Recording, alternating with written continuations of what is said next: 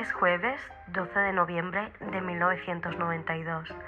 Antonia Gómez Rodríguez, más conocida cariñosamente como Toñi, llama a una radio local de Alcácer para pedir una canción de Peter Schilling llamada Major Tom y se la dedica a sus amigas Miriam y Desiree.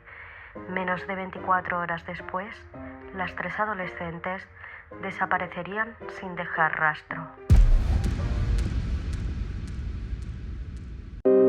El baúl de mis gatos, siéntate a escuchar y disfruta.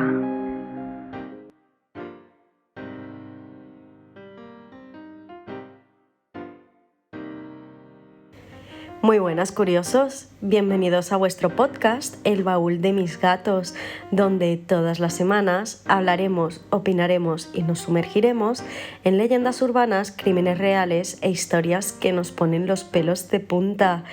Primero que todo, muchísimas gracias por escucharme, por suscribiros y os animo a que nos sigáis en las redes sociales donde podéis ver imágenes de los casos y datos curiosos que vamos poniendo a lo largo de la semana. El caso de hoy cambió toda la sociedad española de los años 90. Sucedió en Alcácer, Valencia, en una pequeña comunidad que en ese momento tenía poco más de 8.000 habitantes. Todo el mundo se conocía y eran familias humildes. La aparente tranquilidad de la comunidad se vería conmocionada con la desaparición de tres adolescentes de 15 y 14 años, también conmocionando el país entero. Pasaron 75 días buscando a las pequeñas antes de hallar sus cuerpos sin vida. Una investigación llena de testimonios extraños, incógnitas y que el paradero desconocido del supuesto autor hace que el caso permanezca abierto casi 32 años después y que en el año 2029 prescribirá a menos que lo encuentren.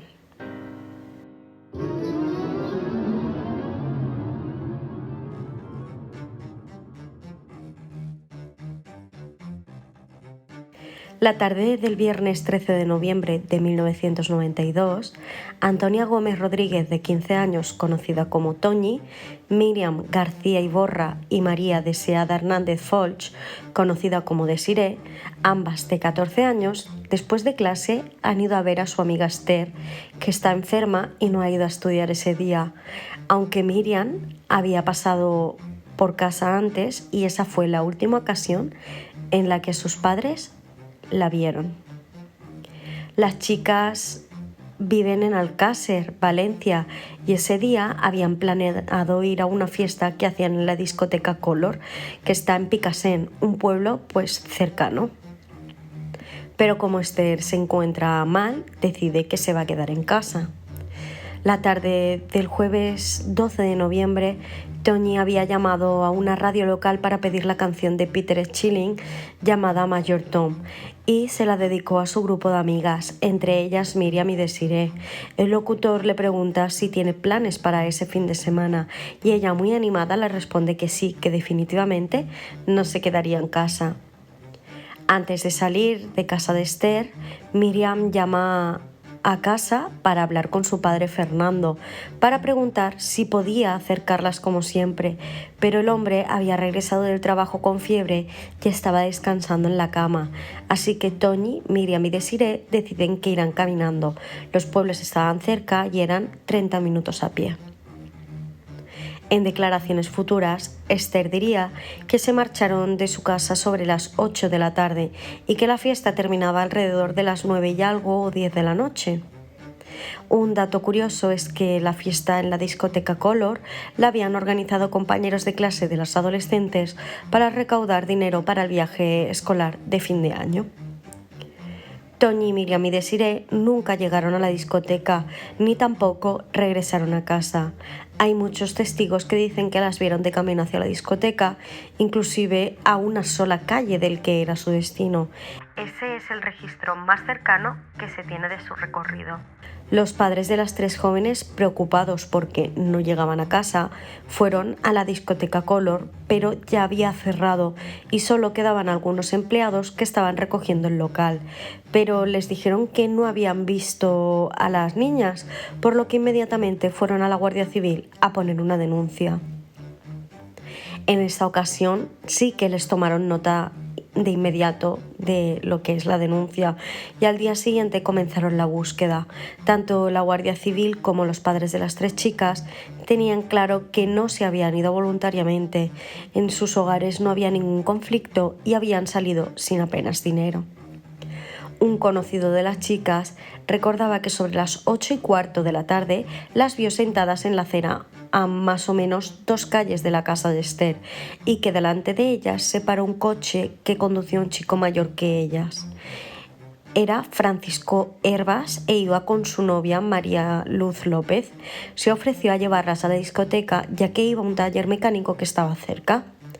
Cuando Francisco llegó al taller, las 3 amigas se bajaron del coche, pero no quedaba tan cerca de la discoteca Color como ellas habían pensado, por lo que tendrían que caminar unas cuantas calles hasta allí, pero estaban más cerca que antes. Pocos días después de la denuncia por desaparición, María Dolores Badal Soria, de 63 años, fue a la Guardia Civil para decir que vio a Desiré, Miriam y Toñi pasar por su casa ese día sobre las 8 de la tarde, por lo que una vez más las líneas de tiempo se cruzaban y recordaba que habían subido un coche blanco con 4 puertas, a pesar de que estaban cerca de la discoteca Color. También dijo que recordaba que dentro de ese coche había 3 o 4 hombres en el habitáculo, pero fue incapaz de reconocer el modelo o la marca del vehículo, por lo que dificultaba mucho la búsqueda de este. Otro testigo dijo que había visto a las 3 chicas caminando por la carretera principal que atraviesa el pueblo y que él mismo las había llevado a la discoteca.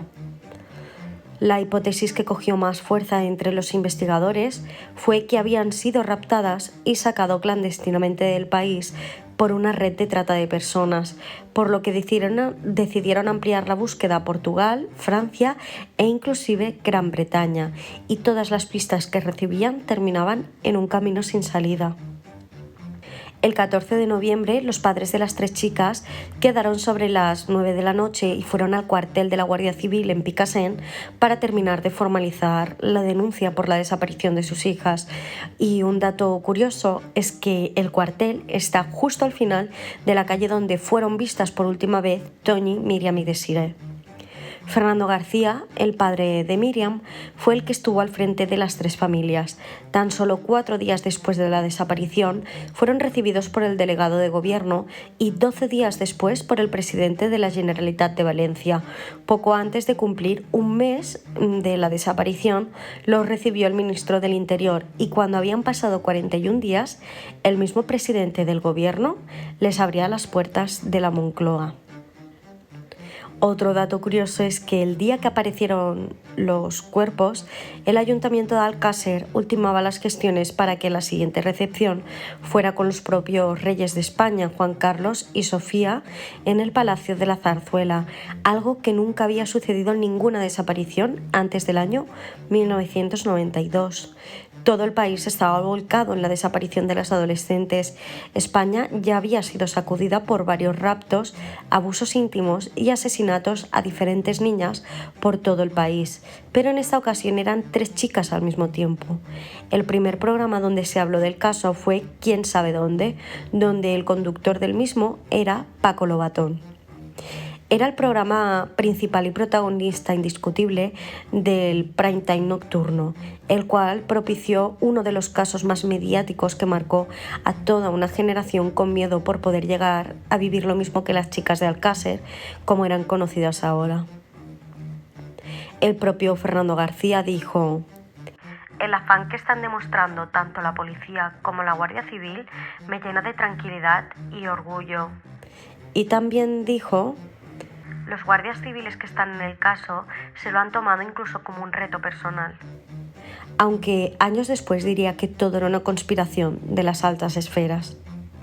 Mientras Fernando estaba de viaje en el extranjero para seguir difundiendo la desaparición de su hija Miriam, de Toñi y Desiré, el 27 de enero de 1993, los apicultores Gabriel Aquino González y José Sala, en el barranco de la Romana, a unos 12 kilómetros del pantano de Tous, que está a unos 40 kilómetros de Alcácer, habían ido a revisar sus colmenas e hicieron un hallazgo estremecedor.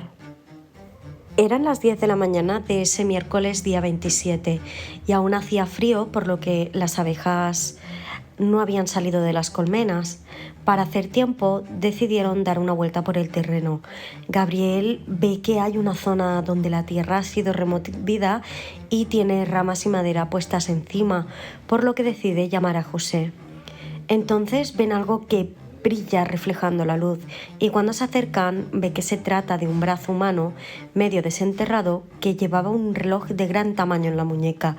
Al principio pensaron que se trataba de un hombre, por esto mismo de que el reloj era tan grande.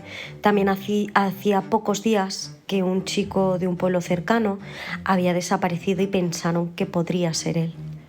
Desde el primer momento la investigación estuvo llena de trabas.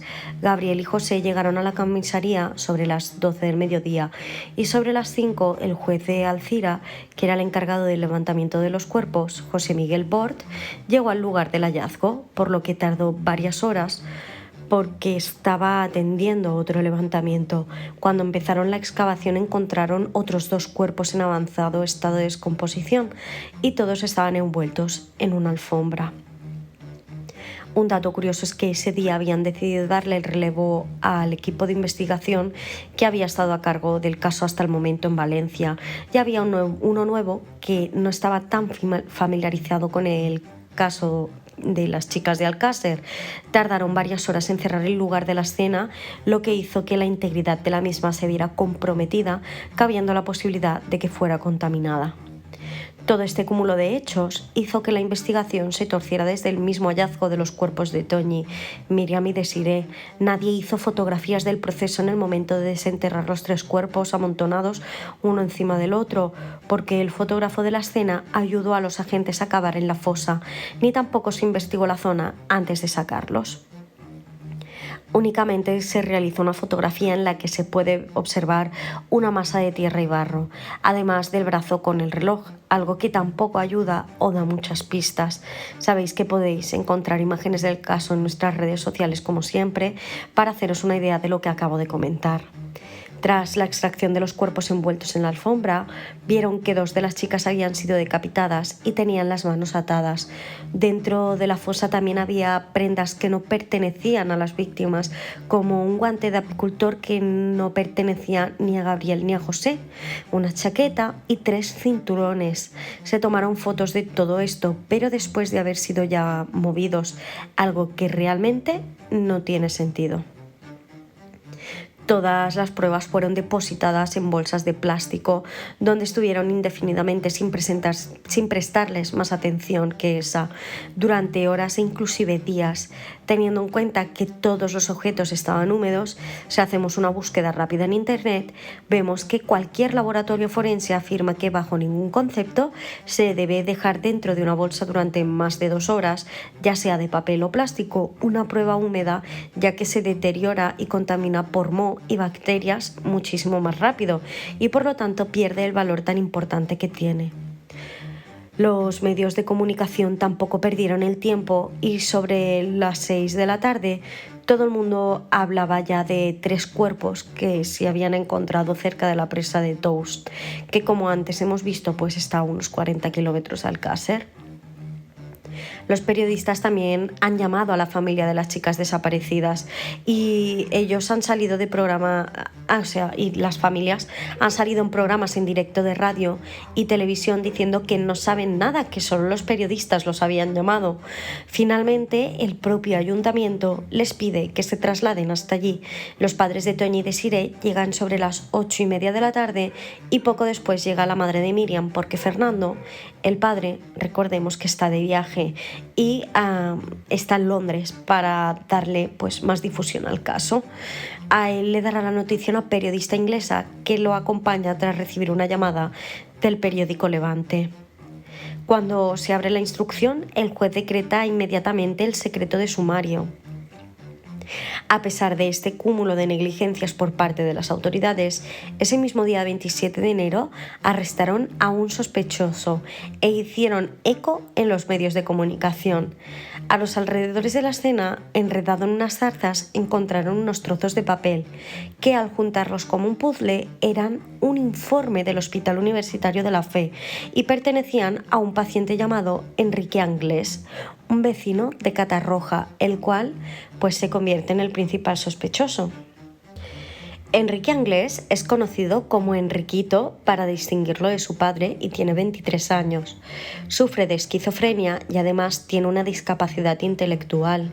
Su familia es conocida en Catarroja, un pueblecito a menos de 10 kilómetros de Alcácer, porque son 9 hermanos. Pero vamos a echar una vista general de lo que viene siendo la familia de Enriquito. Sus abuelos, junto con sus hijos, emigraron a Brasil a principios de los años 50. Su padre, Enrique Anglés, en el año 1959, cuando tenía 33 años, se casó con Neusa Martins, de 19 años, en Brasil, y con la cual tendría 9 hijos, incluido a Enriquito. En el año 1967, ya con 4 hijos, la familia Anglés Martins decide volver a España por la penuria económica en la que vivían. Llegaron a Barcelona a bordo de un transatlántico italiano.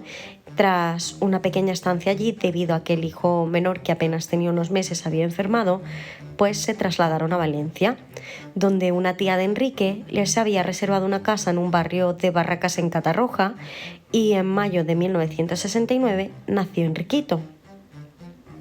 Un dato curioso es que Neusa recuerda que cuando Enriquito era muy pequeño estaba cocinando y él se subió al respaldo de su silla.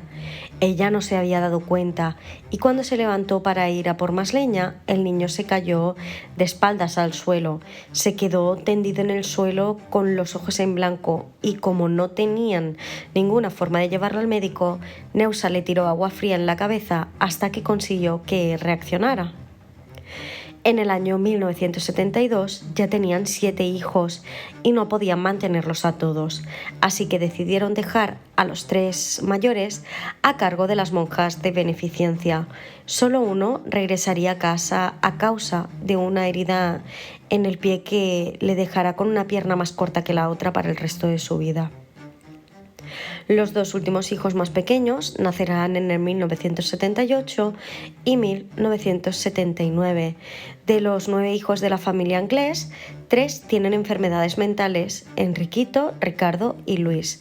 Y Neusa Martins cree que esto se debe a que sus genes no se mezclaban bien con los de su marido Enrique, que para la fecha ya sufría de alcoholismo, mientras ella trabajaba por las noches en un matadero de pollos. Antonio es otro de los hijos de Anglés. Es muy inteligente y tiene claro que quiere tener una mejor vida de la que sus padres pues le han podido ofrecer, pero lo de trabajar honradamente, digamos que no es lo suyo. Otra cosa es que Antonio es 3 años mayor que Enriquito. A los 14 años trabajó para una empresa de máquinas recreativas y le despidieron por robar todo lo que podía y más. A medida que pasa el tiempo y crece, transforma la planta baja de su casa en el centro de operaciones de su red de tráfico de estupefacientes. Ahora vamos a volver al día 27 de enero de 1993. Sobre las 8 de la tarde, una vez terminada la exhumación de la zona del crimen, agentes de la UCO, la Unidad Central Operativa de la Guardia Civil, llegan al edificio donde vive en la 4ª planta Enrique Anglés junto con su madre Neusa Martins y varios de sus hermanos. Desde hacía pues poquito tiempo. Varios agentes vigilan las inmediaciones, la 3ª planta y la azotea. Cuando llaman a la puerta de la vivienda de la familia Anglés, estos les dicen que no pueden entrar sin una orden judicial, por lo que no le van a abrir la puerta. Unos cuantos agentes van en busca de esta, pero tras 20 minutos finalmente Neusa les deja entrar. En el piso están Neusa, su hija mayor con su novio y Enriquito. Al poco tiempo suena el teléfono y un tal Rubén pregunta por el rubio. Le pide que le dieran el recado de que si lo veían le dijeran que que darían donde habían dejado la moto. Esta llamada va a ser importante. A los agentes les dicen que probablemente se han equivocado. No saben quién es Rubén, ni hay nadie que sea el rubio allí en su hogar. Poco después entra un chico con el pelo moreno y las puntas un poco claras, como si se hubiera teñido hacía poco. Se sorprende mucho al ver a la Guardia Civil y se identifica como un amigo de la familia. Es Miquel Ricard, el cual les dice a los agentes tras unas breves preguntas que conduce un Opel Corsa de color blanco. Recordemos que una de las testigos dijo que el vehículo donde se subieron las 3 adolescentes era de color blanco, pero no podía identificar ni la marca ni el modelo. Deciden llevárselo también para interrogarlo de forma oficial, así que se lo llevan junto con Enriquito y en calidad de testigo les piden a su hermana y al novio de ella que los acompañen. El día 28 de enero se procede a hacer la autopsia de los cuerpos de Miriam, Toñi y Desiree, y ese mismo día también llega Fernando de Londres. Los investigadores siguen en el paraje de La Romana buscando más pruebas, y a unos 500 metros más arriba de la fosa hay una caseta que está en estado de ruinas, pero creen que después del secuestro Anglés las llevó allí. Encuentran un pendiente que creen que es de Miriam, pero no hay rastros de sangre, por lo que piensan que el asesino las había matado junto a la fosa. Como paréntesis, porque no puedo llamarlo dato curioso, ese mismo día la prensa se cebó en el dolor de las 3 familias, sin ningún tipo de límite o filtro, haciendo preguntas fuera de contexto, insistiendo cuando no conseguían la respuesta y los detalles pues que ellos querían, del estilo de si fueron abusadas, y tuvieron la friolera de 17 millones de espectadores. O sea, algo bastante abrumador. De hecho, este episodio me ha costado un poquito escribirlo y grabarlo, de ahí el retraso, porque me hace sentir muy abrumada con lo que sucedió y el poco tacto que tuvieron. He omitido incluso algunos detalles que sí que podéis encontrar en internet por eso mismo, porque me parecen demasiado crueles y fríos, y aparte fuera del respeto hacia la familia de las víctimas y la memoria de ellas. Volviendo al interrogatorio, cuando le preguntan a Enriquito, en un principio dice que él es el que asesinó a las chicas porque no quisieron bailar con él en la discoteca Color, y cuando le preguntan por el informe del hospital, pues dice que nunca ha ido allí para eso, que él no sufre de ninguna enfermedad venérea, que era lo que ponían en el informe, que seguramente había sido su hermano Antonio, que estaba fugado de la cárcel y se parecía un poco a él y a veces pues usaba su documentación. Cuando llega el turno de Miquel Ricard, le muestran fotografías de Toñi, Miriam y Desiree. Se tensa automáticamente y se pone a temblar, cosa que le delata. Dice que sabe quiénes son porque aparecen en todos los noticieros y ha visto los carteles. Y cuando los agentes le informan que han hallado los cuerpos y que en los alrededores de la fosa había un informe médico a nombre de Enrique Anglés, dice que no tiene ni idea de cómo ha podido llegar hasta allí. Miquel dice que el 13 de noviembre de 1992 estaba en la cárcel y que no sabe nada de lo que sucedió a las 3 chicas de Alcácer, y que Enrique es segurísimo que no había tenido nada que ver porque es inofensivo. De Antonio Anglés, del cual hace tiempo que no sabe nada, tiene dudas acerca de que pueda ser inocente. Comenta que Antonio estaba en la cárcel por el secuestro de una chica y que además es muy violento. La Guardia Civil llama a la prisión donde dijo estar Miquel Ricard y verifican que es cierto, el día 13 de noviembre estaba allí. Cuando interrogan a Kelly, que es la hermana mayor de Enriquito y de Antonio, le preguntan quién es el rubio, que era la persona por la que preguntaban en la llamada, y señala a Miquel Ricard, por lo que finalmente no lo dejan libre. Uno de los agentes se desplazó a la prisión para contrastar la información que les habían dado por teléfono y le dicen que la persona que había atendido la llamada estaba equivocada. Miquel estuvo en la cárcel en diciembre, pero en noviembre estaba en libertad. Teniendo en cuenta todos estos datos, deciden seguir la línea de investigación centrándose en Miquel Ricard y en Antonio Anglés, el cual lleva en busca y captura pues un tiempo por no haber regresado a prisión después de disfrutar de un permiso. y se dan cuenta de que en el informe médico que consta como paciente Enrique, la fecha de nacimiento es la de Antonio, que es 3 años mayor. Cuando le preguntan a Neusa respecto a esto, les dice que el día 27 de enero su hijo estaba en casa, por lo que se les escapó en sus narices. Se descolgó por una ventana en una azotea de un edificio cercano y Neusa no había dejado entrar a los investigadores en un principio para darle tiempo de escapar a Antonio. ¿Os acordáis de la llamada extraña? Pues los investigadores ahora creen que el que había llamado realmente era Antonio. Rubén era uno de los seudónimos que utilizaba. Además decía dónde tenía que ir el rubio, el cual hemos confirmado que era Miquel Ricart. Así que él sabe dónde se esconde Antonio y le preguntan directamente dónde estaba la moto y Ricart les indica dónde tienen que ir.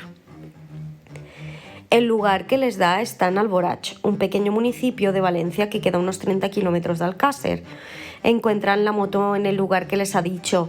Lo único que hay es un guante de apicultor.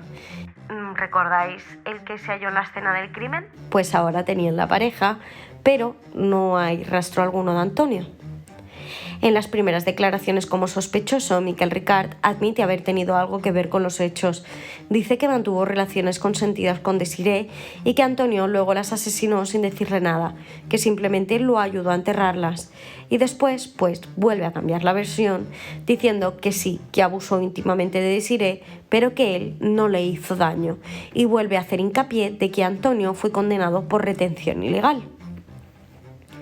El sábado 30 de enero de 1993 se realiza el funeral de Miriam, Toñi y Desiré, al que acuden más de 30.000 personas. Se emite en directo en la televisión y el día del funeral también liberan a Enrique Anglés sin cargos y retiran los de Kelly y su madre Neusa. Ese mismo día, Miquel Ricart pues declara ante el juez por primera vez. Únicamente se declara culpable de haber abusado de Desiré sin mucha violencia y hace un relato de lo que sucedió el día 13 de noviembre de 1992. Tras esto, el juez declara prisión sin opción de libertad para Miquel Ricart. Pocos días después, uno de los hermanos Anglés, Mauri, recibe una llamada de la familia con la que Antonio se había refugiado un tiempo cuando se fugó de la prisión. La familia vive en Vilamarchant, Valencia, que está pues a unos 35 kilómetros de Alcácer. Les ha pedido 2 favores. Uno, que avisen a Mauri y tras esto, pues les da 130.000 pesetas para que le compren un coche. Además, les dice que regresaría a la estación entre las 9 o 10 de la noche. Y ese es el recado que le dan a Mauri. Mauri recibe el mensaje, va hasta Vilamarchant, pero la gente le reconoce como el hermano de Alberto por las imágenes que han salido en la televisión y deciden avisar a la policía, que monta un operativo para seguir sus pasos. Le ven ir hasta la estación y le detienen para tenerlo como señuelo por si Antonio iba armado. Pero cuando entran no hay nadie. Una vez más se les ha escapado. Finalmente, el 2 de marzo de 1993, Miquel Ricart, que está en aislamiento y bajo vigilancia para que otros presos no lo agredan, decide pues contar la verdad de lo sucedido a un guardia y al día siguiente vuelve a hacerlo frente al juez. Y la versión que da pues es contrastada con la autopsia de Toñi, Miriam y Desiré, por lo que por primera vez había sido sincero. La siguiente pista que consiguen de Antonio Anglés es que se quedó en una casa abandonada de Benaguasil, que está a unos 5 kilómetros de Vilamarchant, y la Guardia Civil encuentra restos de su estancia. Ha dejado dinero y un papel con sangre. Además saben que estuvo allí hasta el 10 de febrero de 1993 porque regresa a Vilamarchant y secuestra a un señor jubilado con su coche para que lo lleve hasta un pueblo llamado Minglanilla, que está en Cuenca, Castilla-La Mancha. Antonio roba un coche al propietario de un restaurante y lo encuentran 4 días después en un pueblo cercano. Ahí le pierden el rastro completamente. Los investigadores creen que se dirige hacia Madrid, pero les llega una pista que dice que lo han visto en Portugal. La policía portuguesa confirma que sí se trata de Antonio Anglés y lo mantienen pues bajo vigilancia. pero no lo detienen porque no hay ninguna orden de captura internacional. El juez emite la orden para su captura y Ricardo Sánchez, un policía español, se traslada inmediatamente a Lisboa. Pero la policía portuguesa le ha perdido la pista a Alberto Anglés. Lo único que saben es que se ha ido con un documento de identidad a nombre de Carvalho Gonçalves. El día 23 de marzo de 1993, en el barco mercante sirio Plymouth, encuentran un polizonte a bordo. Habían salido del puerto de Lisboa el día 18 de marzo y van dirección a Liverpool, Inglaterra. Ya habían pasado por Bilbao y antes de llegar a Liverpool, pues harán una parada en Dublín, Irlanda. Encierran al polizón, que supuestamente es Antonio Anglés, en un camarote para evitar que se escape. Es alguien sin identificar, ellos aún no saben quién es, pero el polizonte salta por la borda del barco con un bote neumático. Lo detecta la Guardia Costera por aire y lo rescatan. Está al borde de la hipotermia y dice que es portugués y que se llama Carvalho Gonçalves. Por eso he dicho en un inicio que era Antonio Anglés. Por lo que de nuevo vuelven a montarlo en el City of Plymouth, que es el barco más cercano, y tiene previsto llegar a Dublín sobre las 10 de la noche. Lo encierran en un camarote y bloquean la puerta con unas tablas clavadas que aseguran que desde dentro no puede abrir nadie la puerta. Entonces dan aviso de que llevan un polizonte y la información llega a la policía portuguesa y al saber la identidad, pues saben que se trata de Antonio Anglés. Las autoridades y la prensa esperan al barco en el puerto de Dublín y cuando atraca, al abrir la puerta el polizonte, pues no está en el camarote. ¿Cómo era posible? Alguien ha tenido que ayudarle. Ricardo Sánchez, el policía español, llega al día siguiente a Dublín y recibe, pues, las noticias de que una vez más ha desaparecido. Cuando el barco llega a Liverpool, Inglaterra, se revisa a fondo para ver si encuentran al polizón. Ahora ya saben que se trata del sospechoso principal del crimen de Alcácer, que es un triple homicidio, pero no hay ni rastro de él. Creen que llegó nadando al puerto poco antes de atracar usando una cuerda que llegaba hasta el agua y la cual descubrieron en la inspección que hicieron en Liverpool y encontraron pues un flotador cerca del puerto del barco City of Plymouth. Pero nada más, se le pierde el rastro completamente.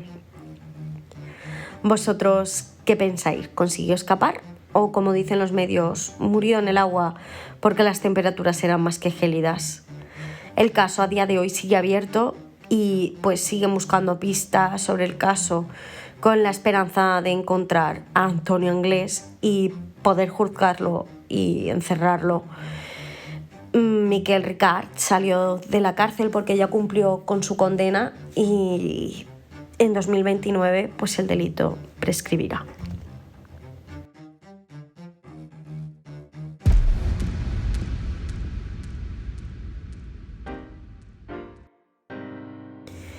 Bueno, curiosos, y hasta aquí el episodio de hoy. Muchísimas gracias por haberme escuchado una vez más. Hoy no es domingo. Podéis ver imágenes del caso y otras cositas interesantes en nuestras redes sociales. Os dejo los enlaces en la caja de la descripción y nos podéis buscar como El Baúl de Mis Gatos Podcast.